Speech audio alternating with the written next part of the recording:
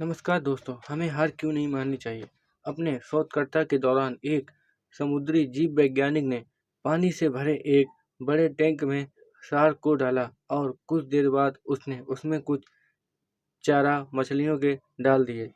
चारा मछलियों को देखते ही शार्क तुरंत तैरकर उनकी ओर गई और उन पर हमला कर उन्हें खा लिया। समुद्री जीव वैज्ञानिक ने कुछ और चारा मछलियां टैंक में डाली और वे भी तुरंत शार्क का आहार बन गईं। अब समुद्री जीवविज्ञानी ने एक कांच का मजबूत पारदर्शी टुकड़ा उस टैंक को बीचों बीच डाल दिया। अब टैंक दो भागों में बंट चुका था। एक भाग में शार्क थी और दूसरे भाग में उसने कुछ मछलियों के चारे डाल दिए थे। विभाजक पारदर्शी कांच से शार्क चारा मछलियों को देख सकती थी।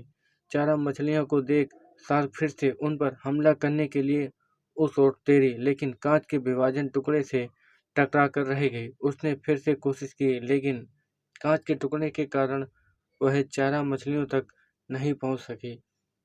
शार्क ने शार्क ने दर्जनों बार पूरी आक्रामकता के साथ चारा मछलियों पर हमला करने की कोशिश की, लेकिन बीच में कांच का टुकड़ा आ जाने के कारण वह असफल रही। कई दिनों तक शार्क उन कांच के विभाजन के पार जाने का प्रयास करती रही, लेकिन सफल न हो सकी। अतः थक हार कर उसने एक दिन हमला करना छोड़ दिया और टैंक के अपने भाग में रहने लगे।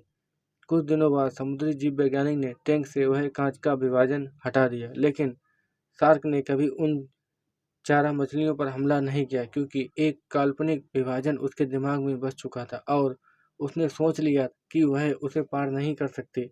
जीवन में असफलता का सामना करते करते कई बार हम अंदर से टूट जाते हैं और हार मान लेते हैं। हम सोच लेते हैं कि आप चाहें कितनी भी कोशिश कर लें, सफलता हासिल करना नामुमकिन है, और उसके बाद हम कभी कोशिश ही नहीं करते, जबकि सफलता प्राप्ति के लिए अनवरत प्रयास आवश्यक है।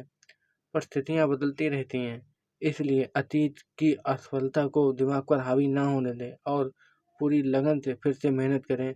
सफलता आपके कदम चूमेगी। धन्यवाद।